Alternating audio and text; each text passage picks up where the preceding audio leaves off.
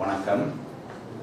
நான் செந்தில்நாதன், சுண்டுக்குழி மகளிர் கல்லூரியில் கணித கணிதம் கற்பிக்கும் ஆசிரியர். கணித கணிதம் பகுதி 2 பகுதி ஏயில் முதல் 5 வினாக்களை நாங்கள் இப்பொழுது பார்ப்போம். முதலாவது வினா, கிடையுடன் தீட்டா கோணத்தில் கதி கே ரூட் கொஸ் தீட்டாவுடன் கிரிக்கெட் பந்தொன்று எறியப்படுகிறது. இங்கு கே ஒரு மாறிலி, பந்தின் கிடைவீச்சு நம்ம தரப்பட்ட கோவை என காட்டுக.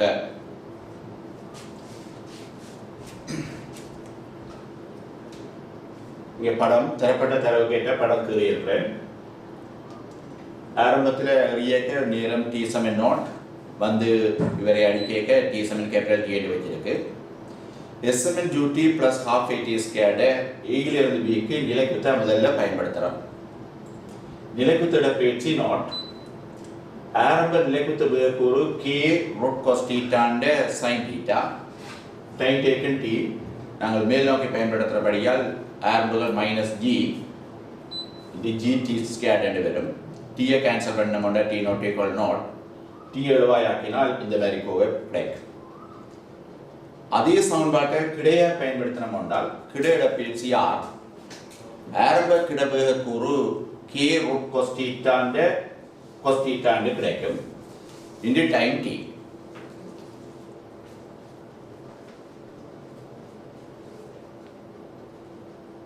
இதில் ஒரு cos தீட்டாவும் வரும், இதில் ஒரு cos தீட்டாவும் வரும்.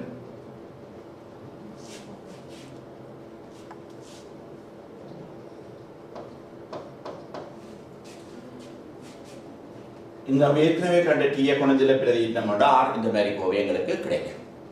சரியில்ல. அடுத்தது 2வது வினா.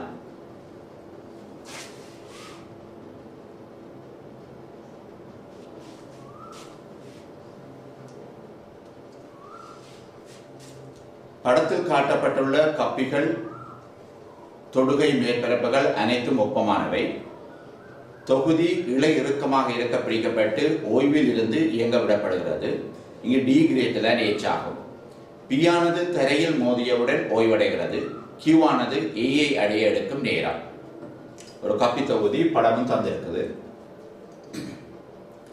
இந்த கியூ என்ற துணிக்க ஏஐ அடைய எடுக்கிற நேரம் எங்களுக்கு தெரிவிக்கணும். அப்ப ஓய்விலிருந்து வருவன் இவருடைய ஆர்முடுகள் எஃப் என்று வைத்தால் இவருடைய ஆர்முடுகளும் எஃப் தான். முதல்ல நாங்கள் கியூ துணிக்கைக்கு கிடைய சமநிலையை பிரயோகிப்போம். அப்ப இந்த முதலாவது சமன்பாடு கிடைக்கும். பி துணிக்கைக்கு நிலைக்குத்தாக எஃப் சமநிலையை பயன்படுத்தினால் இந்த 2வது சமன்பாடு கிடைக்கும். இதுல இருந்து டீயை எலிமினேட் பண்ணோம்னா உங்களுக்கு இந்த ஆர்முடுகள் G/2 என்பது பெறப்படும். ஆர்முடுகள் கண்டக்டர் இதுல நாங்கள் பார்ப்போமா இருந்தால் எங்களுடைய H வந்து D ஐ விட சின்ன. அப்ப இவரை மோதும் வரை முதல்ல அந்த நேரத்தை காணுவோம். அப்ப SMGT plus half AT squared Pக்கு நிலைக்குத்த பயன்படுத்தனமாக இருந்தால் முதலாவது அந்த P துணிக்கு நிலத்தை அடைய எடுக்கிற நேரம் கிடைக்கும். அது T1 வந்து இந்த மாதிரி இந்த டைம் கிடைக்கும். அடுத்ததாக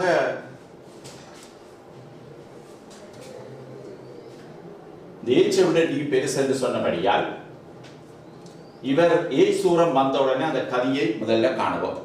அந்த கதியை காண்பதற்கு நாங்கள்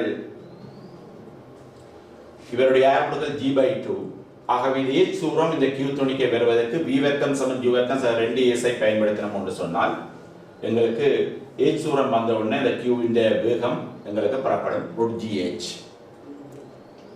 இனி இவர் மாறா வேகத்தோட இனி அசைவர். ஏன்னா விபிசர் 0 அவர் பி துணிக்க நிலத்தை அடித்த உடனே எங்க மேல பார்க்க தெரியும். பி துணிக்க நிலத்தை அடித்த உடனே இழை தொய்வடைந்திடும். ஆகவே ஆர்முடுகள் 0. ஆகவே இந்த கிடைத்த வேகத்துடன் மிகுதி இயக்கத்தை அதாவது D-A தூரத்தை இயங்கி இந்த பி துணிக்கை அடையும். அப்ப அந்த நேரம் காண்பதற்கு நாங்கள் SMGT plus half AT squared கிடையை பயன்படுத்துறோம். A அடையும் வரை சமாள செல்வதுடன் D-H வேகம் B டைம் டேக்கன் T2. ஆகவே இதிலிருந்து T2 நாங்கள் எழுவாயாக்கினோம் என்றால் கிடைக்கும். ஆகவே மொத்த நேரம் இலை இறுக்கமாக இருக்க இயங்கிய தூரம் இலை இறுக்கம் இலை தொய்வடைந்தவுடன் மீதியாக இயங்கிய நேரம் 2 நேரத்தை கூட்டிவிட்டால் கேட்கப்பட்ட மொத்த நேரம் உங்களுக்கு கிடைக்கும். இது 2வது வினா. 3வது வினா மொத்தல். சமதுணிவுடைய இரு கோளங்கள் கிடைத்தளத்தில் எதிரெதிர் திசைகளில் 4 மீட்டர் செகண்ட் -1, 8 மீட்டர் செகண்ட் -1 எனும் கதிகளுடன் இயங்கி நேரடியாக மோதுகின்றன. கோளங்களுக்கு இடையிலான மீள்தன்மை குணகம் 2/3 எனில் மொத்தலினால் கோளங்களின் மொத்த இயக்க சக்தி அரை பங்காக குறைகிறது என காட்டுக.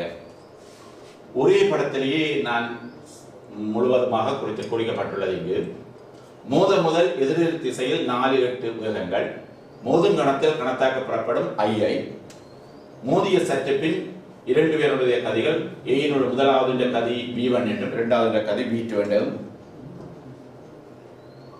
குறிக்கப்பட்டுள்ளது. இது நான் உந்தல் காப்பி விதியை பயன்படுத்துகிறேன். முதலாவதாக ஆரம்ப உந்தம் முதல் இந்த திசையில வேகம் இங்கால இருக்கிறபடியால் -4m + 8m. மோதினவுடன் உந்தம் மேல வேகம் பார்க்கலாம் m×v1 + m×v2. நியூட்டன் பரிசோதனை விதியை பயன்படுத்துகிறேன். பிரிவுச்சார் வேகம் சமன் v1 - v2 அணுகுச்சார்பு வேகம் 4 + 8 கிடைக்கும். v1 v2 2 தெரியாக்கணியம் 2 சமன்பாடு. ஆகவே v1 v2 கணிக்கலாம்.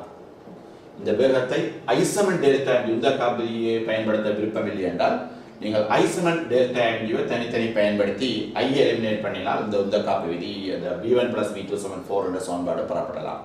அவ்வாறு நாங்கள் செய்யலாம். v1 v2 இரண்டிலே கதி தெரிந்தபடியால் முதல் இயக்க சக்தி காணலாம். 1/2m அவருடைய வேகத்தின் வர்க்கம் மற்றவருடைய 1/2m அவருடைய வேகத்தின் வர்க்கம்.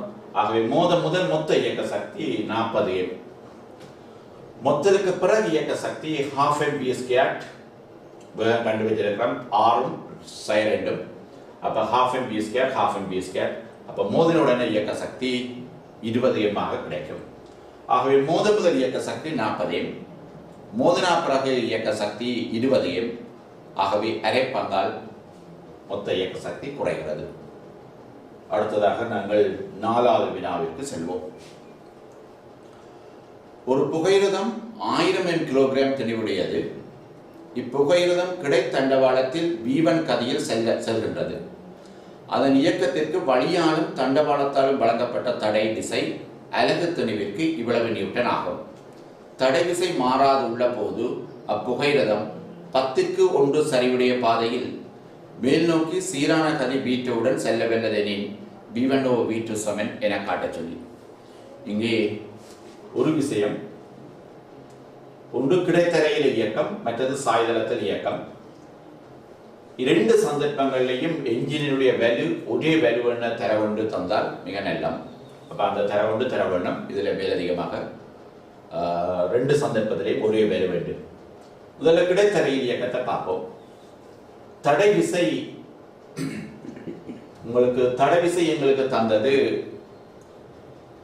அலகு திணிவிற்கு R/1000 நியூட்டன் என்று தந்தது. ஆகவே இங்கே எவ்வளவு என்று பார்க்க 1000 m திணிவு. ஆகவே பெருக்கினால் இங்க தடை விசை R நியூட்டன் என்று வரும்.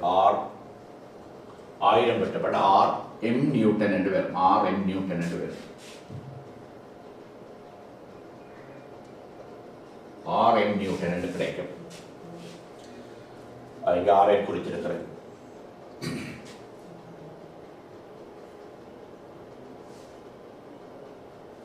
ரைட். F7 என்னைய கிரியா பயன்படுத்துகிறேன். F1 - Rm சமன் தெளிவு தர R = 0. ஆகவே என்ஜினியேற்ற விசை F1 கிடைக்கும். ஆனால் வலுவந்து விசை தர வேகம் வலுவ வந்து P என்ற வெப்பம், அது தரவில் நாங்கள் P என்ற வெப்பம். என்ஜினியேற்ற விசை இங்கே நாங்கள் கண்டுபிடிச்சிருக்கோம் Rm, வெலோசிட்டி V1 ஒரு சமன்பாடு. இதே வண்டி இப்ப சாய்தளத்தில் மேல் நோக்கி இயங்குது. அதே வேல்வண்டு தரப்படணும் என்று முதலே சொன்னது, அது இருக்கட்டும். F7 இன்ஜினியேற்ற விசை F2, தடை விசை அதே தடை விசை, இது இந்த நிறை குறித்திருக்குது. F7 மே சாய்தளம் வழியே மேல் நோக்கி பயன்படுத்துகிறேன். F2 - Rm நிறைந்த காம்போனன்ட் இது தீட்டா வென்றால் இது 90 மைனஸ் தீட்டான்னு கிடைக்கும். ஆகவே 1000 mg cos 90 minus theta sin தீட்டான்னு வரும். சமன் 1000 m தெளிவில் ஆக்சலரேஷன் 0. இதிலிருந்து நாங்கள் F2 ஐ எழுவாயாக்கலாம். வலிசமன் விசைதர வேகம் அதே வேல்யூ அது நாங்கள் தரவோம் என்று சொன்னால் இரண்டு சந்தர்ப்பங்களையும் ஒரே வேல்யூவில் என்ஜின் வேலை செய்யுது. வலிசமன் விசைதர வேகத்தில் என்ஜின் ஏற்ற விசையை கொண்டு போடுறேன். வெலோசிட்டி V2 ரெண்டு பிஏ ஈக்குவேட் பண்ணி விட்டோம் என்றால் வேல்யூ ரெண்டையும் ஈக்குவேட் பண்ணி முதல் கிடைத்தளத்தில் இயங்கிக்க வேல்யூ கண்டான். இப்போ சாய்தளத்தில் இயங்கிக்க வேல்யூ கண்டான். வேல்யூவே ரெண்டையும் நீக்கி விட்டு நீங்கள் V1 V2 இந்த மாதிரி கோவை எங்களுக்கு பெறப்படும்.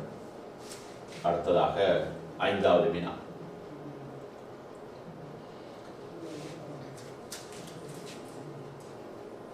இது 6m,2m துணிவுகளை உடைய இரு துணிக்கைகள் லேசான நீளா இழையின் முனைகளுக்கு இணைக்கப்பட்டுள்ளன. இழையானது ஒப்பமான கப்பி மீது போடப்பட்டு இழை இறுக்கமாக இருக்க துணிக்கைகள் ஓய்வில் உள்ளன. 6m ஆனது தரையை தொட்டு கொண்டிருக்க 2m ஆனது சுயாதீனமாக தொங்கிக் கொண்டிருக்கின்றது. 2m துணியுடைய 3ஆம் துணிக்கை ஓய்விலிருந்து உயரம் ஏச்சிற்கூடாக விழுந்து சிறிய துணிக்கையுடன் மோதி இணைகிறது. இவ்விணைவால் தொகுதி U எனும் கதியை பெறுமெனின் U சமன் தரப்பட்ட கோவை என காட்டி இழையில் ஏற்பட்ட கணத்தாக்கத்தை காணலாம். இங்க நான் 3 படம் போட்டிருக்கிறேன். முதல்ல 6m துணியுடைய துணிக்கை தரையில தொட்டுக்கொண்டு ஓய்விலே இருக்குது. 2m துணியுடைய துணிக்கை இறுக்கமாக இருக்க தொங்கிக் கொண்டிருக்குது. இன்னும் ஒரு 2m துணியுடைய துணிக்கையை ஏச்சு உயரத்திலிருந்து இதில் போடுறேன். ஆக இவரை முதல் இவருக்கு கிடைக்கிற வேகம் U0 நாங்கள் புவியீர்ப்பு இயக்கத்தால நாங்கள் காணலாம். அது V வேகம் சமன் U வேகம் 2s பாவிச்சிருக்குது. இறுதி வேகம் U0 வேகம் ஆரம்ப வேகம் இனிஷியல் ஃப்ரம் ரெஸ்ட் ஓய்வில் இருந்து வர்றோம். கீழ்நோக்கி பயன்படுத்தபடியால் ஆரம்பங்கள் பிளஸ் 2gh இடப்பெயர்ச்சி h. இதில் இந்த U0 சப்ஜெக்ட் ஆக்கின எழுவாயாக்கினா எங்களுக்கு √2gh என்ற கோவை கிடைக்கும். மோதினா பிறகு இது முதல் U0 மோதி சேருது என்று சொல்லி இருக்குது. அப்ப மோதிக்குல கணக்குலுக்கம் பெறும். அப்ப அது 2வது படத்துல மோதும் கணத்துல கணக்குலுக்கம் எதிரியாய் ஏண்டா எதிரியாய் மோதினா பிறகு தொகுதி U கதியோட இயங்கப்படுகிறது என்று சொல்லி தரவில் இருக்குது. ஆகவே மோதினுடனே இவற்றை கதி U என்றால் இவற்றை கதி U. ஐசமன் டெல்டா MUவை இந்த 2mக்கும் மோதின துணிக்கை 2mக்கும் சேர்த்து பயன்படுத்துறேன். அப்ப சேர்த்து பயன்படுத்தினால் கணத்தாக்கு இந்த திசையில இருக்கு, நானும் இந்த திசையில தான் பயன்படுத்தேன். ஆகவே கணத்தாக்காய் 4mக்கு மொத்தம். இறுதி உந்தம் மைனஸ் ஆரம்ப உந்தம். இந்த 4mக்கு இறுதி உந்தம் வந்து 4m × U. நான் கீழ் நோக்கி U வேகம் இருக்குது, நான் மேல் நோக்கி பயன்படுத்துறேன். ஆகவே வெலோசிட்டி மைனஸ் என்றபடியால் உந்தம் 4m × U மைனஸ்ல கிடைக்கும். சேஞ்சில வார மைனஸ் ஆரம்ப உந்தம். ஆரம்பத்தில் அந்த 2m துணியுடைய துணிக்கையை பார்த்தமே இருந்தால் அது ஓய்வில் தான் தொங்கிக் கொண்டிருந்தது. அப்ப 2m துணியுடைய துணிக்கைக்கு உந்தம் 0 கதி 0 வந்து அடிச்ச துணிக்கையில கதி U0. அப்ப 2m × U0 கீழ் நோக்கித்தான் உந்தம் இருக்கு, நான் மேல் நோக்கி பயன்படுத்துறேன். இதுல எந்த மைனஸ் வேறு. இது சேஞ்சில வார மைனஸ், உந்த மேட்டம் வார மைனஸ். இது நான் பாவிச்ச டிரெக்ஷன்ல இது இந்த உந்தத்துல வார மைனஸ். ஆகவே ஐயிலையும் U0லையும் ஒரு சமன்பாடு கிடைக்கும் எங்களுக்கு. இந்த U0 வந்து நாங்கள் பிரதியிடலாம், ஏற்கனவே கண்டுட்டோம். 2வது ஐசமன் டெல்டா MU 6m துணியுடைய துணிக்கைக்கு பயன்படுத்துகிறேன் மேல் நோக்கி. மேல் நோக்கிய திசையில தான் I இருக்குது. ஆகவே ஐசமன் இறுதி உந்தம் மைனஸ் ஆரம்ப உந்தம். இறுதி உந்தம் 6m × U. நான் மேல் நோக்கி பயன்படுத்துகிறேன், வெலோசிட்டியும் மேல் நோக்கி தான் 6mக்கு இருக்குது. ஆகவே பிளஸ் 6m × U என்று கிடைக்கும். மைனஸ் இந்த மேட்டத்தில் வர மைனஸ் ஆரம்பம் 6m துணியுடைய துணிக்கை ஓய்வில் இருந்தால் இயங்குது. இது ஆரம்பத்தில் ஓய்வில் இருந்தால் இவர் இயங்குறேன். ஆகவே 6m துணியுடைய துணிக்கைக்கு ஆரம்ப உந்தம் 0.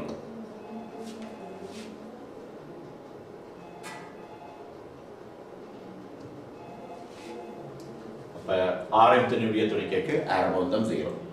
அப்ப அதுல இருந்து ஐசமன் 6mU என்ற அடுத்த சமன்பாடு 3வது சமன்பாடு உங்களுக்கு கிடைக்கும். அது 2லையும் இருந்து நாங்கள் அதில் சுருக்கல் காட்டவில்லை. 2லையும் இருந்து ஐயை நீக்கி விட்டோம் என்றால் இதுலேயும் ஐ இதுலேயும் ஐ ரெண்டு ஐயையும் ஈக்குவேட் பண்ணி விட்டணும் என்றால் எங்களுக்கு ஜூ வந்து ஜூ நாட் பை 5 என்று வரும். ஆல்ரெடி நாங்கள் ஜூ நாட் கண்டு வைத்திருக்கிறோம். அதை பிரதியேற்றம் என்றால் கேட்கப்பட்ட வினாவுக்கான விடை புறப்படும். இப்பொழுது நாங்கள் முதல் இணைந்த பகுதி 2இல் ஏற்பாட்டில் உள்ள முதல் 5 கேள்விகளுக்கான நான் வந்து சென்ட் ஜோன்ஸ் கல்லூரியில் கல்வி கற்பிக்கிறேன், இணைந்த கணிதம் படிப்பிக்கிறேன். என் பேர் சோமசுந்தரம் செந்தில்ராஜ். நான் இணைந்த கணிதத்தின் செகண்ட் பார்ட்டில் ஏற்பாட்டில் 6ஆம் கேள்வியிலிருந்து இப்போ 10ஆம் கேள்வி வரைக்கும் கணக்கு செய்ய போகிறேன். அப்போ அதில் 6வது கேள்வி என்னென்றால், காவிகளுக்கான எண்ணிப்பெருக்கத்தை பயன்படுத்தி ABCD ஆனது ஓர் நான்முகியாகவும் இதன் எதிர்விளிம்புகள் ACயும் BDயும் ADயும் BCயும் செங்குத்தானவையாகவும் இருப்பின் எதிர்விளிம்புகள் ABயும் CDயும் செங்குத்தானவை என காட்டுக்கண்டு கேட்டிருக்கு. அப்ப இதுல நாங்கள் என்னென்றால் காவிகளுக்கான எண்ணிப்பெருக்கம் என்றால் முதல் என்னென்று இருக்கா சொல்றேன்.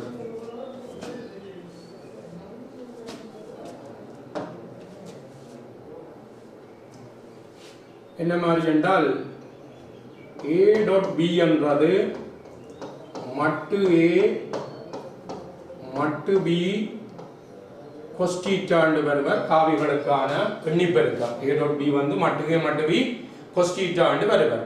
இந்த எண்ணிப்பெருக்கம் ஒப்ப பூஜ்ஜியமாக இருக்கும் என்றால், அதாவது A.B சைபராக இருக்கணும் என்றால், இதுல இருந்து பார்த்தால் இதுல 3 கணியம் இருக்கு. மட்டு A மட்டு B கொஸ்டீட்டாண்டு அவைகள் சைபராக வரலாம். மட்டு A சைபர் என்றால் A சைபராக இருக்கலாம், அல்லது B சைபராக இருக்கலாம், அல்லது கொஸ்டீட்டா சைபராக இருக்கலாம். இந்த 3 சந்தர்ப்பம் இருக்கு. கொஸ்டீட்டா சைபர் என்றதுல இருந்து நாங்கள் சொல்லலாம் டீட்டா வந்து 90 வகையா இருக்கலாம். அப்ப A.B சைபரா இருக்கணும் என்றால் A சைபரா இருக்கலாம், இல்ல B சைபரா இருக்கலாம், இல்ல கொஸ்டீட்டா சைபர் என்றால் டீட்டா 90 இருக்கலாம். அப்ப இதுல இருந்து நாங்கள் என்னத்தை சொல்லலாம் என்றால் A சைபர் அல்லது B சைபர் அல்லது டீட்டா 90 என்றால் Aயும் Bயும் செங்குத்தா இருக்கலாம்.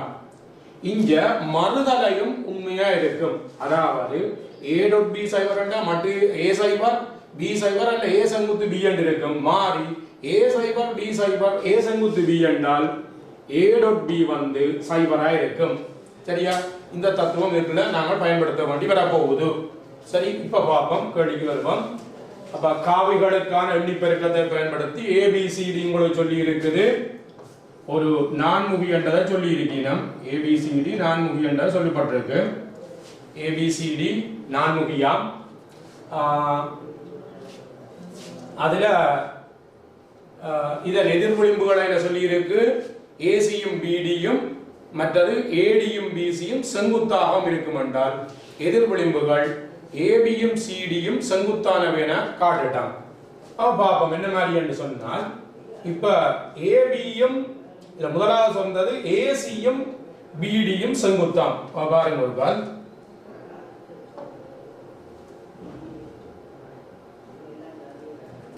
இப்ப இதுல நாங்கள் என்னத்தை கருதுறோம் என்றால் A, B, C, D என்ற தான காவிகளை ABCD என்று எழுத வைக்கிறோம். அப்ப A என்ற தான காவியை இதுல குறிக்கிறோம், A என்ற தான காவியை இதுல வந்து குறிக்கிறோம். A என்று வருகிறது, B என்ற தான காவியில குறிப்பட்டிருக்கு B என்று வருவர், C என்ற தான காவியில குறிப்பட்டிருக்கு C என்று வார, மற்ற D என்ற தான காவி D என்று வரப்போகுது. சரியா? அதன் A, B, C, D என்ற தான காவிகள்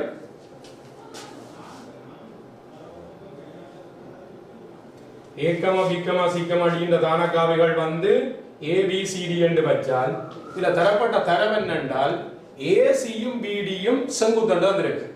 ACயும் BDயும் செங்குத்தண்டா நான் முதல் சொன்னேன் படி பாருங்க. இது ரெண்டும் செங்குத்தண்டால் AC காவியையும் BD காவியின் எண்ணிப்பெருக்கல் 0. AC BD காவிகளோட எண்ணிப்பெருக்கல் வந்து 0 இருக்க போகுது. AC BD எண்ணிக்காவிகளோட அந்த காவிகளோட பெருக்கல் வந்து 0 என்று சொன்னால் AC காவி என்றது C என்ற காவியில இருந்து A என்ற காவியை கழிக்கிற பின்னுக்கு இருந்து முன்னுக்கு இருக்கிற காவியை கழிச்சோம் என்றால் AC காவி என்ற வருகிறது. BD என்ற D என்ற தான காவியில இருந்து B என்ற தான காவியை கழிக்கிறோம், அது 0 2 வரைக்கும். அதுல பிரேக்கர் நீக்கி தான் இதுல நாங்கள் இருக்கு. C dot D அல்ல பாருங்க C dot D சய C dot B சய A dot D சக A dot B சைவர் ரெண்டு வருது அது ஒரு முதலாவது முடிவா எடுக்கிறோம் இதே மாதிரி இன்னும் தந்தவர் என்னென்றால் ADயும் BCயும் செங்குத்துன்னு சொன்னது ADயும் BCயும் செங்குத்து என்றால் அப்போ நாங்கள் எண்ணிப்பெருக்கத்தை பயன்படுத்திக்க AD dot BC என்றது சைவர் ரெண்டு வருது அப்ப AD என்ற காவி என்றது D minus A என்றும் BC என்ற பின்னிக்கு கழிக்கிறோம் C minus B சைவர் ரெண்டு வர போகுது அதை நாங்கள் பிரேக்கெட் நீக்கி எழுதி இருக்கிறோம் இந்த ரெண்டாவது முடிவு வருது இந்த ரெண்டுல இருந்து நாங்கள் என்ன செய்யறோம் என்றால் இந்த ஒன்றுல இருந்து ஒன்றை கழிச்சிருக்கிறோம் அதாவது முதலாவது இருந்து ரெண்டாவது கழிக்கிறோம் கழிச்சோம் என்றால் இதுல C dot D இதுல கழிவட்டப்போம் மிஞ்சற C dot B மிஞ்சமா கிடக்கு A dot D மிச்சமா கிடக்கு A dot B கழிவட்டப்போம் இதுல வரைக்க கழிக்கேக்க D dot B என்ற வருது இதுல கழிக்கேக்க அடையாளம் மாறி A dot C சைவர் என்ற வருது அப்ப இதுல நாங்கள் என்ன செய்யறோம்னா D என்ற காவிய பொதுவா எடுக்க பிரேக்கெட்டுக்கு B minus A வருது அப்புறம் பாருங்க C என்ற காவிய பொதுவா எடுக்க பிரேக்கெட்டுக்கு B minus A வருது அப்ப ரெண்டு டைமே B minus A பொதுவா எடுக்கலாம் பொதுவா எடுத்தால் அடுத்த பிரேக்கெட்டுக்கு D minus E சைவர் வரும் அப்ப B minus A என்று சொல்றது AB பின்னுக்கு இந்த முன்னுக்கு தான் வருது AB காவி டாட் இது வந்து CD காவி அது சைவர் என்று பாருங்க அப்ப என்ன முதல் சொன்னேன்படி இது சைவர் என்று சொன்னால் இவர் சைவர் என்று வர மாட்டார் AB என்ற அந்த நீளம் AB என்றது இவ்வளவு நீளத்தால வருது இது சைவர் ரெண்டு வராது AB என்ற இவ்வளவு நீளம் சைவர் வராது அதே மாதிரி மற்றது CD என்ற அவ்வளவு நீளம் சைவர் ரெண்டு வராது அப்ப கட்டாயம் ரெண்டு செங்குத்தா தான் இருக்க வேண்டும் இதை தான் உங்கள்கிட்ட கேட்டுருக்கு ABயும் CDயும் செங்குத்தண்டா கேட்டுருக்கு காவிகளை குறிக்க எண்ணிப்பெருக்கத்தை பயன்படுத்தி செய்திருக்கிறோம் எண்ணிப்பெருக்கம் என்னன்னு சொல்லி இருக்கு அது அப்ப பூஜ்ஜியம் பெறும் சொன்னாங்க A dot B சைவர் பெறணும்டா காவி A சைவரா இருக்கணும் காவி B சைவரா இருக்கணும் அல்லது Aயும் Bயும் செங்குத்தா இருக்கும் என்றால் சரி சரி இவ்வளவுதான் அந்த கேள்வி அடுத்த கேள்வி போவோம் ஏழாவது கேள்வி பாப்போம் ஏழாவது என்ன மாதிரி என்றால் மூன்று விசகண்ட சமநிலைக்குரிய ஒரு கேள்வி பாருங்க ஒரு பாரமான சீர்கோளம் கிடையுடன் ஆல்பா கமா 2 ஆல்பா கோணங்களில் சாய்ந்திருக்கும் இரு ஒப்பமான தளங்களிற்குள் வைக்கப்பட்டுள்ளன அது ஆல்பா not equal to 0 சாய்வுள்ள தளத்துடன் ஆக்கும் தாக்கம் கோள நிறையின் அரைவாசி எனின் அந்த விட கேட்டு 4 cos வர்க்கம் alpha Sai 4 cos alpha Sai ஒன்று சைவர் என காட்டு கண்டு கேட்டு அப்ப இதுல பார்த்தோம் என்றால் இந்த கிடையோட பாருங்க இதுல 2 ஆல்பா இதுல ஆல்பா சாய்வு இருக்குது இதான் அந்த தளம் தாக்கங்களில குறிப்பிட்டிருக்குது இதுல ஒரு மரதாக்கம் தளத்துக்கு செங்குத்தா வருவார் இதுல தளத்துக்கு செங்குத்தா வாரார் பார்த்தோம் என்றால் ஆல்பா சாய்வு உள்ள தளத்தோட ஆக்குற தாக்கம் கோள நிறைய அரைவாசி W/2 இது கோளத்தின் நிறையில W போட்டிருக்கிறோம் அதை விட இந்த தளத்தால வர்ற மரதாக்கம் 6 வரும் சரி அப்ப இதுல வர்ற இந்த மூன்று விசைகளையும் பார்த்தீர்கள் என்றால் ஒன்று W என்ற கீழே வார இதுல W அடுத்தது R என்றது இங்க வார இப்படி R அடுத்தது W/2 என்று வருகிறது மூன்று விசதாக்கி சமநிலையில இருக்கிற மூன்று விசதாக்கி சமநிலை அப்ப இவ்வளவு கோணம் எவ்வளவு வருமன்னா இங்க இவ்வளவு கோணம் தான் இங்க வர போற 3 ஆல்பா வருவர் இந்த கோணம் எவ்வளவு பார்த்தீர்கள் என்றால் இந்த கோட்டை நீட்டினால் இவ்வளவு 2 ஆல்பாண்டா இவ்வளவு கோணமும் 180 சாய 2 ஆல்பாண்டு வருவார் இந்த மிச்ச கோணம் இதுல பார்த்தீங்கன்னா இந்த கோணம் இதுல வர கோணத்தை பார்த்தீங்கன்னா இவ்வளவு கோணம் தான் இவ்வளவு கோணம் வந்தது இது நேர்கோடு இது ஆல்பா ஆண்டபடியால் இவ்வளவு 180 சாய ஆல்பா வருது எங்களுக்கு இந்த கோணம் தேவை இல்லை அப்ப இப்படி மூன்று விசதாக்கி சமநிலை வருது இந்த மூன்று விசகண்ட சமநிலையில ஒரு கேள்வி வரைக்க பார்த்தீர்கள் என்றால் ஃபைனல் டெஸ்டுக்கு ஒரு முறை வருகிறது 5 விதமான கேள்வி தான் வருகிறது மூன்று விசகண்ட சமநிலையில 5 விதமான நாங்கள் பயன்படுத்துறது ஒன்று வந்து விசை பிரிக்க பூஜ்ஜியம் என்றதை பயன்படுத்தலாம் இரண்டாவது லாமியின் தேற்றத்தை பயன்படுத்தலாம் அடுத்த விச முக்கோணத்தை கீறி அதை பயன்படுத்தி செய்யலாம் ஒப்புள்ளி வெட்டிய திருப்பவும் பூஜ்ஜியம் என்றதை எடுக்கலாம் அடுத்தது பொற்பிதி என்றதை பயன்படுத்தி கணக்க செய்யலாம் இந்த 5 விதத்துக்குலாம் 5 முறைக்கெல்லாம் செய்ய வேண்டி வரும் மூன்று விசதாக்கி சமநிலை வந்தால் அதுக்கெல்லாம் வருது அப்ப இதுல பார்த்தோம்னா எங்களுக்கு மூன்று விசையும் தாக்கி இதுல சமநிலை வரைக்கும் இதுக்கு சுகமா லாமியின் தேற்றத்தை போடலாம் எங்களுக்கு ஒரு தொடர்பு தான் கேட்டு இருக்கு 4 cos வர்க்கம் ஆல்பா சாய 4 cos ஆல்பா சாய 1 சைபர் 2 தான் காட்ட வேண்டும் அப்ப அந்த தொடர்பு தான் கேட்டு கண்டபடியால் அதுக்கு நாங்கள் என்ன செய்யலாம் என்றால் கோளத்தின் சமநிலைக்கு லாமியின் தேற்றப்படி எழுதினோம் என்றால் கோளத்தின் சமநிலை லாமியின் தேற்றப்படி எழுதினோம் என்றால் இதுல W என்ற விசை கீழே 3 ஆல்பா ஆகணும். முதல்ல குறிச்சு காட்டினா sin 3 ஆல்பா W இன்கள் sin இவ்வளவு ஆகணும். sin 3 ஆல்பா வருது. அடுத்த W/2 கொடுத்தோம்னா இவ்வளவு ஆகணும். முதல்ல குறிச்சு நாங்கள் sin π 180 சாய 2 ஆல்பா என்ற வார. அப்ப இதத்தான் அடுத்த வரையில போட்டு W இன்கள் sin 3 ஆல்பா இதுல W கீழ் 2 இறக்கி இருக்கிறோம். sin π - 2 ஆல்பா என்ற sin 2 ஆல்பா. அப்ப அடுத்த W இன்கள் sin 3 ஆல்பா என்ற பிரிவு 3 sin ஆல்பா சாய 4 sin கனம் ஆல்பா சமன் W இன்கள் 2 ஏற்கனவே கிடக்கு sin 2 ஆல்பாக்கு 2 sin alpha cos alpha வருவார். இல்ல sin alpha not equal to 0 and alpha not equal to 0 முதல்ல வந்திருக்கு. Alpha not equal to 0 ண்டா sin alpha not equal to 0. அப்ப sin ஆல்பா நாங்க வெட்ட போறோம். W வெட்ட போறோம். W வெட்டினோம்னா 1 இன்கள் 3 சாய 4 sin வர்க்கம் ஆல்பா சமன் 1 இன்கள் 4 cos ஆல்பா வருது. இந்த தந்திரக்கு ஆல்பா not equal to 0 இதுல போட்ட காரணம் இந்த போட்டு விட்டாங்க. அப்ப இத பார்த்தோம்னா நீ குறுக்க இருக்கிற 4 cos ஆல்பா இங்க போற 3 சாய 4 sin வர்க்கம் ஆல்பா 3 சாய 4 sin வர்க்கத்து 1 - cos வர்க்கம் ஆல்பா ண்டு போட்டுட்டேன். அதோட கொடுத்த வேண்டாம். சரி 4 cos வர்க்கம் ஆல்பா இங்க வருது. சாய 4 cos ஆல்பா வருது. இலக்கம் 3 அங்கல 4 சேர்த்த வேண்டாம் சாய 1 sin 1. இதான் கூட கேட்ட கேள்வி. அப்ப இதுல வந்து 5 விஷயத்தை பயன்படுத்தி கணக்கு செய்யலாம். ஒன்று விசப்பிரிக்க பூஜ்ஜியம், மற்றது லாமியின் தேற்றம் பயன்படுத்தலாம், மற்ற விச முக்கோணத்தை பயன்படுத்தலாம், தொப்புள்ளி வெட்டிய திருப்பம் பூஜ்ஜியம் போடலாம், கொட்பிரி போட்டு செய்யலாம். இப்படி ஒரு கேள்வி ஒன்று உங்களுக்கு வந்து கொண்டு தான் இருக்கு. ஓவர் ஃபைனல் டெஸ்ட்டுக்கும் இதில் ஒரு கேள்வி ஃபர்ஸ்ட் பார்ட்டுக்கு வந்து கொண்டு இருக்கு. சரி, அடுத்த போவோம் நாங்கள்.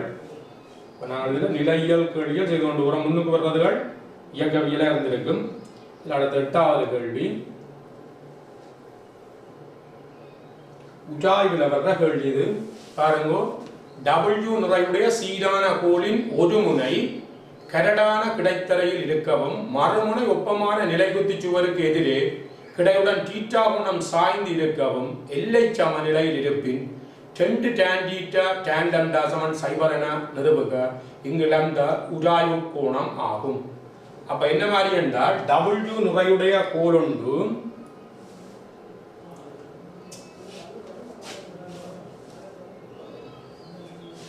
W நிறையுடைய கோல் ஒன்று வருகிறது.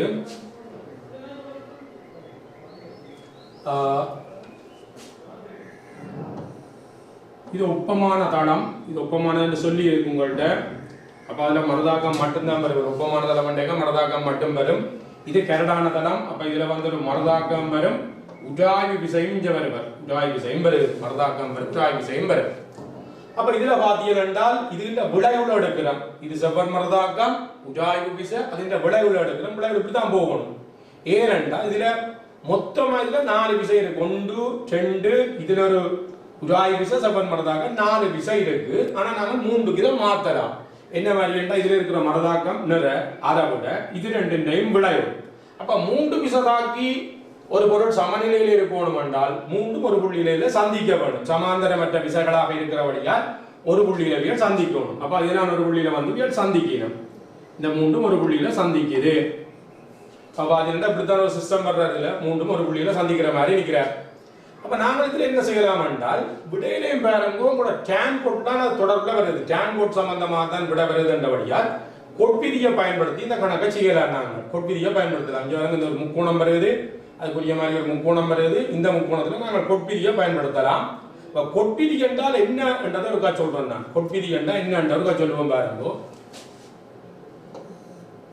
ஒரு முக்கோணத்துல ABC என்ற ஒரு முக்கோணம் இருக்கு. இப்படி ஒரு கோணம் வருகிறது. இது தீட்டா என்ற வெப்பம், இது D, இது M-க்கு இது என்ன வெப்பம் விகிதம், இந்த கோணம் ஆல்பா, இது பீட்டா. 2 விதமா எழுதலாம் கொட்பிதி. ஒன்றின் உச்சி கோணங்களை சம்பந்தப்படுத்தி ஒரு தொடர்படுத்தலாம், மற்ற இந்த அயற்கோணம் பியையும் சியையும் தொடர்படுத்தி ஒரு தொடர்பு எழுதலாம். அப்ப 3 விஷயம் இந்த சமன்பாடு முதல் கேள்வி மாதிரியே வந்து வருவார். ஒரு ஆய்வுல கேள்விதான், ஆனா 3 விஷயம் கொண்டுட்டா அப்ப அதுக்குரிய நிபந்தனைகளை பயன்படுத்தலாம். ஏன் நம்ம கொட்பிதிக்கு போறோம் என்றால் கேன்ல கொட்டுதான் விடை இருக்கு. அப்ப கொட்பிதி பயன்படுத்தினா சுகமா இருக்கு. இதுல பாத்தீங்கன்னா கொட்பிதி வந்து m plus n cot theta ன்னு வருவார். m plus n cot theta சமன் உச்சி கோணத்துக்கு தொடர்பா கொட்பிதிகள் என்ன அந்த கோணத்தோட வர்ற நீளத்தை விட்டுட்டு மற்றதை எடுக்கணும். இந்த n cot beta n cot beta சாய m cot alpha ன்னு வருவார். அதே மாதிரி இது இந்த தொடர்பு அயற்கோணங்கள் இந்த ரெண்டு கோணத்துடன் தொடர்படுத்தி எடுக்கலாம். அப்படி எடுக்கிறால் கோணத்தோட வர்ற நீளத்தை எடுக்கிறது. இந்த அயற்கோணத்துக்கு தொடர்பு எடுக்க கோணத்தோட வர்ற நீளம் எடுக்கணும். முதல் உச்சி கோணத்துக்கு எடுக்கிறா கோணத்தோட வர்ற இல்லை மெட்டதான் எடுக்கிறது. அப்ப என்கோட் பீட்டா முதல் சாய் என்கோட் அல்பா. அப்ப இதுல பாத்தீங்கன்னா அயற்கோணத்துக்கு தொடர்பு எழுதின வேண்டால் எம்கோட் சி வரை வருது. எம்கோட் சி சாய என்கோட் பி என்று வரும். என் கோட் பி இப்படி ரெண்டு விதமா கோட் விதி எழுதலாம். அப்ப இதுல எங்களுக்கு எது சுகமா இருக்கோ அதை பயன்படுத்தி இந்த கணக்கை செய்யலாம். இதுல பாத்தீங்கன்னா இந்த முக்கோணத்தை நாங்கள் அப்படி பார்க்கறோம்னா இப்படித்தான் வராரு. இந்த முக்கோணம் கோட் விதி போட போற முக்கோணம் வந்து இப்படித்தான் இருக்கிறார்.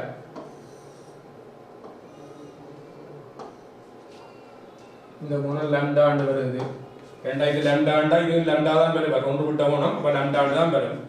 இந்த கோணம் 90 சேர்த்திட்டாண்டு நிக்குது. இதுல இது ஏ நீளமா இதுவுமே என்னடா சம நீளமான கோல். அப்ப என்று போறோம். இதான் ஏ, இது ஓ, இது பி.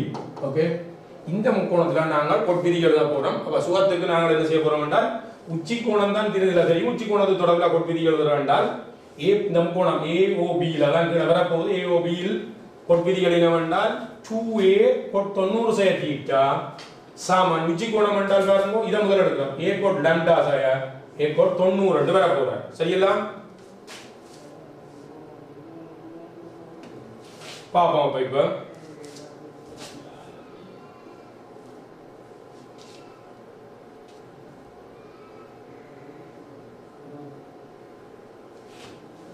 இவரது முக்கோணம் ஏஓபிஎல் கோதான் விதிப்படி முக்கோணம் ஏஓபிஎல் கோதான் விதிப்படி என்றைக்கு a plus a அதான் 2a கோட் 90 சேர்த்திட்டா இந்த முக்கோணம் 2a கோட் 90 சேர்த்திட்டா சாமன் இந்த a கோட் லாம்டா அங்க போகுது சாய் a கோட் 90 வருது.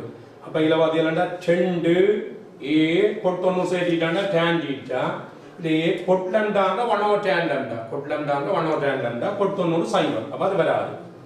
இப்போ பார்த்தோம்னா ரெண்டு பக்கம் ஏ விட்டுருந்தாங்க. இந்த tan லாம்டா வர குறுக்க வரைக்கணும். 2 tan θ tan லாம்டா = 1. அதான் இந்த கேள்வி இது முடிஞ்சு. சரி, அடுத்தது போவோம். 9வது கேள்வி.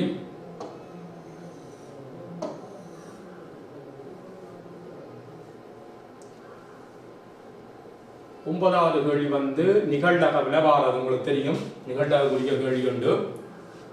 அதை பார்த்தீர்கள் கடந்த கால தரவுகளில் இருந்து கண்ணன் 4 தடவைகளில் 3 தடவைகள் உண்மை பேசுகிறான். 4 தடவைகள்ல 3 தடவை உண்மை பேசுகிறான் என்றால் ஒருக்கா போய் தான் சொல்லுவார் பேசுகிறான். அவன் தாயக்கட்டை ஒன்று எறியும் பரிசோதனையில் 6 என்ற இலக்கம் கிடைத்தது என கூறுகிறான்.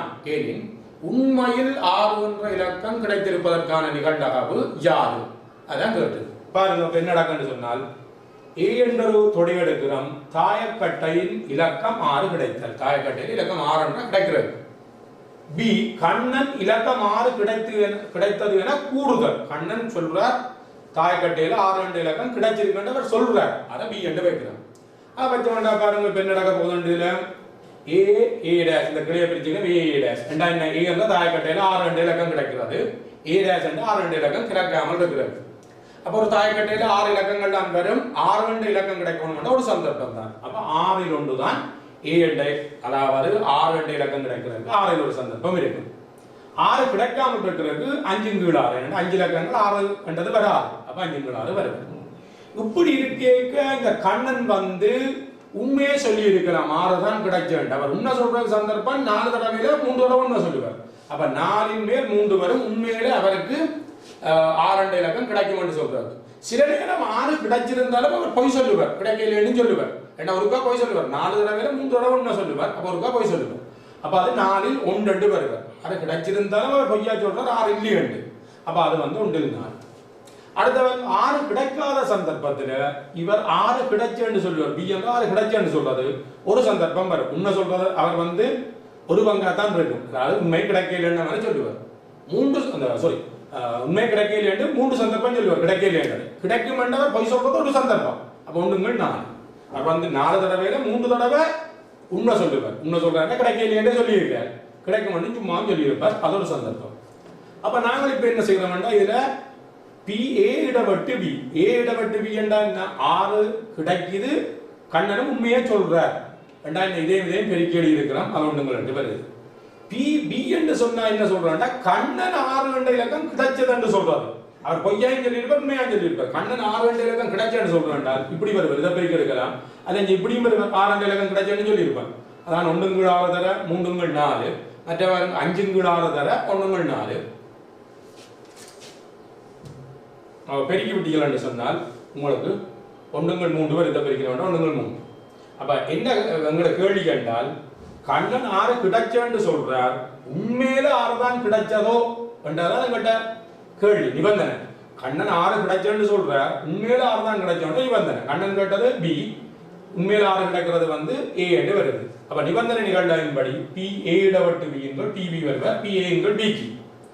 இப்ப இதுல பாத்தீர்கள் என்றால் ஏ இடவட்டு பி என்றது 1 8 வரும், பிபி என்றது 1 3 வரும். அதை சுருக்கி விட்டீங்கன்னா 3 8 வருவார். சில நேரங்களில் உங்கள்கிட்ட பி பார்ட் கேள்விகள்ல நிபந்தனைகள்ல கேட்பான், பி ஏ என்கள் பி என்றதை கேட்பார். அப்படி கேட்க நீங்கள் எழுதுவீர்கள் பி ஏ என்கள் பி என்ற பி ஏ இடவட்டு எங்கள் பிபி என்று போடுவீர்கள். ஆனால் இங்கு பிபி not equal 0 என்று போட்டு விட வேணும். உங்களுக்கு வரைவிலக்கணம் கேட்டால், அப்படி நிபந்தனை நிகழ்வு வரைவிலக்கணம் கேட்டால் பிபி not equal to 0 என்றதா இல்லை நீங்கள் சொல்லிவிட்டா சரி. சரி, இவ்வளவு தான் இந்த நிகழ்வுக்குரிய கேள்வி. அடுத்த போவோம் 10வது கேள்வி. புள்ளி விவரவியலுக்கான ஒரு கேள்வியா இருக்கும் 10வது.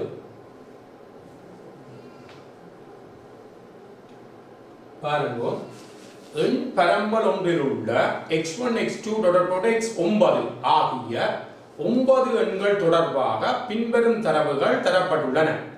சிக்மா I 1 தொடக்கம் 9 வரைக்கும் xi x பார் வர்க்கம் என்றது 60, சிக்மா I 1 தொடக்கம் 9 வரை xi வர்க்கம் என்றது 421 எனில் இப்பரம்பலின் மாறல் திறனையும் இடை x பாரையும் காண்கண்டு இருக்கு.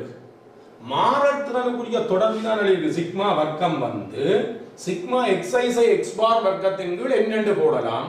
அதை நாங்கள் சுருக்கினோம் என்றால் இப்படியும் ஒரு தொடர்பு இருக்கு. சிக்மா xi வர்க்கத்தின் கீழ் என்சாய x பார் வர்க்கம். இது பி பாட்ட சில நேரம் இது இதுக்கு சமன் என்று நிறுவ சொல்லியும் கேட்கிறாரு. சும்மா எழுதிக்காரன் நான் பாருங்க என்ன மாதிரி இது வருவரண்டு. சிக்மா வர்க்கம் சிக்மா xi x பார் வர்க்கம் கீழ் என்னென்று வருவர்.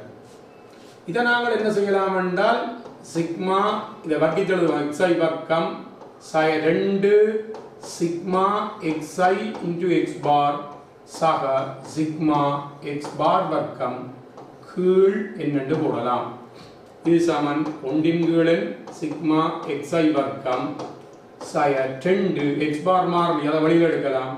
சிக்மா xi கீழ் n தனித்தனியாக பிடிக்கிறேன் சக சிக்மா எக்ஸா வர்க்கம் ஒரு மாறிலி. அது சிக்மா என்றால் 1 தொடக்கம் n வரைக்கும் நாங்கள் இதில் கூட்டு எடுத்தோம் என்றால் n தடவை x பார் வர்க்கம் வருவர் கீழ் n என்று வருவர்.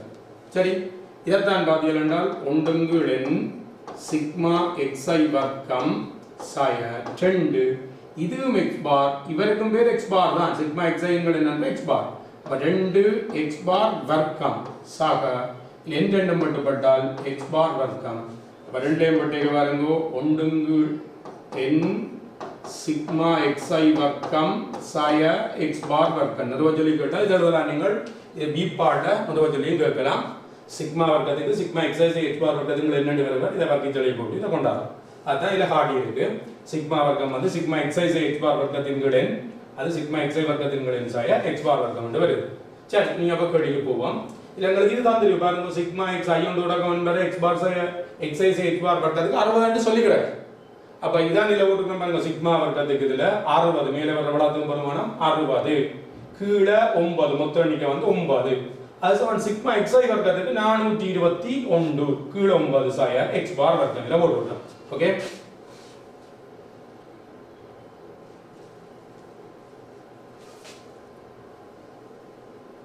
அப்ப இதுல இருந்து நான் அந்த சிக்மா வர்க்கத்தை சொல்லலாம். அதாவது மாறல் திறன் நியமல வர்க்கம். மாறல் திறன் என்றது சிக்மா வர்க்கம் வருவர் வந்து 60 9 தான். அதை சொல்லிக்கணும் 6.67 வருது. இந்த தொடர்பை திரும்ப எடுக்கிற நாளைக்கு எழுதிக்கிற இந்த தொடர்பு எடுத்து x பார் வர்க்கம் எடுக்க போறோம். x பார் வர்க்கத்தை எஞ்சால் வளர்ந்து கொண்டால் 361 9 இதில் கழிவட்டு வருது. அது 19 3 வர்க்கம் என்று வருவார். அப்போ x பார் 19 3 அது ரெண்டு தான் கேட்டது. மாறல் திறன் கேட்கிற, மற்றது வந்து இடையும் கேட்கிறார். இல்லை தச்சில நியம விளையாட்டு வந்து சிக்மாண்ட பெருமானம் சிக்மாண்ட வெட்ட ரூட் வருவார் சிக்மா வர்க்கம்ன்றதான் மாறத்துடன் சிக்மான நியா விலகலாக இருக்கும் அது பக்கம் மூல பெருமானமாக இருக்கும் இவ்வளோ தான் எங்களுக்கு 6லேருந்து 10ஆம் கடி வரைக்கும் இருக்கும்